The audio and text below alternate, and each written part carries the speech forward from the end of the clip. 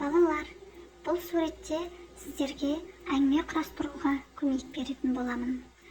Бірінші, Айнұр мұз айдынына коньки тебуге барды. Екінші, Елдос тауға шаңғы тебуге шықты.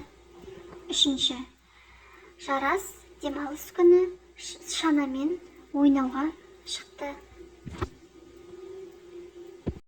Енді балалар, қысқы ойын түрлеріне шанамен ойнау, шаңғы тебу, коньки тебу, сырғанау, аққала жасау сияқты ойын түрлері жатады. Пайдаларыңызға жарасын, зейіндеріңіз ашылсын. Сабақтарың тек үздік болсын.